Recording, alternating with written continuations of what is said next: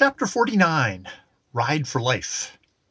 Word was brought to the Danish king, hurry, that the love of his heart lay suffering, and pined for the comfort of his voice would bring. Oh, ride as though you were flying, King of Denmark's ride, Caroline Norton.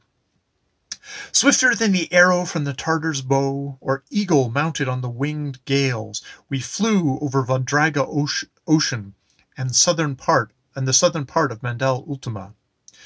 By 7 o'clock we had flown 500 miles and were skirting one of the great mountain ranges traversing the continent, their snow-clad peaks glittering like polished marble. The day was declining and the evening shades drew near. The sky became overcast with clouds announcing a gathering storm. Captain Navikov, stationed at the dome, called out, "Airship ahead!" I looked out and saw a government cruiser approaching at full speeds. "Lay to and hail to her," I said. We drew up and fired the signal gun.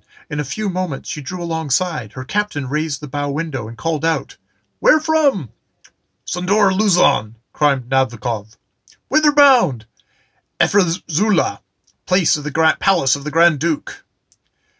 "We are direct from there, bound to Rohita Royal, with an important message for His Royal Highness Prince Hrovian." "What news?" "Have you not heard?" "No." "The news is terrible." I sprang to the window, breathless.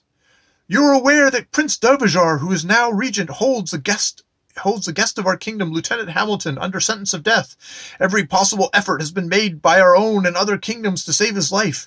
Immense ransoms have been tendered, and our government has offered to cede all her possessions in the southern hemisphere, including the equatorial islands, and lands around the southern pole to the Sondoran government to secure the prisoner's release. But Dervajar's demands, in addition to these immense concessions, the hand of Prince Sulima in marriage. He has already sent his ambassador to the palace with the marriage contract and final ultimatum, under instructions that, if the princess accepts his proposal, he will pardon the prisoner. Further conditions are that she will immediately depart, accompanied by 2 government ships for Fotal Island, the neutral ground between the 2 kingdoms. The 2 ships from his kingdom will meet her there, and the formal exchange will be made. The princess to be conveyed to Dervajar's palace, the prisoner to go wherever he desires. No other ship from either of the 2 kingdoms, nor any other, is to be allowed within 500 miles of the island. If the princess refuses this offer, the prisoner's death follows. A declaration of war on the part of our kingdom would only hasten the execution. Dervajar has the game in his own hands and defies our kingdom. The ambassador is now at the palace with the marriage contract, the letters of the prisoner, and intercepted correspondences between him and the Duchess Alessandra. Dervajar has allowed her only 24 hours to make her final decision, and the time for it expires at 8 o'clock this evening. It is believed she will accept to save the prisoner from the fate awaiting him. The whole court is plunged in grief. The sufferings of our beloved princess are heartrending. She is enduring the tortures of a living death. And the cruiser wheeled about and sped on its way. With a gasp of agony that seemed to tear away my very soul from its mortal tenement, amid which rang the thrilling shriek of Elphine, I sank senseless to the floor. "Haste! Oh, haste! For the love of God!" she cried. "To the palace! Unless we reach it in time, the princess will sign the accursed contract. We'll depart to the island expecting to meet Lieutenant Hamilton. Dervajar's cruisers will be there in force, concealed. She will fall into his hands. God in heaven, let not that demon triumph!"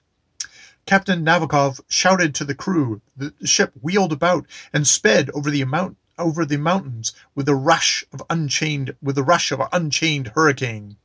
When I recovered consciousness, I was lying on the divan. Elphine was bending over me. The captain stood by my side. "Lieutenant," said he, "my lady has told me all. I am with you, heart and soul. Be sure of that." I could only reply with a grasp of his hand. "We are making straight for Efrezula. Our brave little ship is doing her best. She is flying right in the teeth of a gale our stoutest cruiser would hardly dare face." The tumultuous surging of the ship showed that she was tearing through the air at terrific speed. She careened from side to side like a falcon winging his flight on the edge of a storm. "What's the hour?" asked Elphine. "7:30, replied the captain. "How far have we flown?" 50 miles. "We are within 50 miles of Efruzula," said I. "Can you make it on time?" "Yes, unless the storm increases."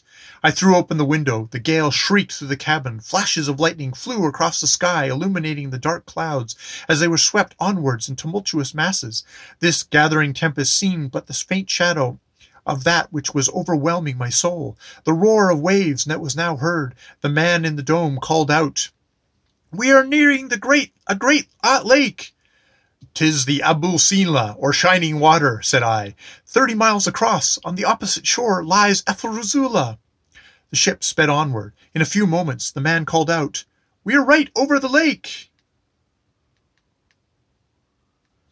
Will we soon reach the palace?" said Elphine.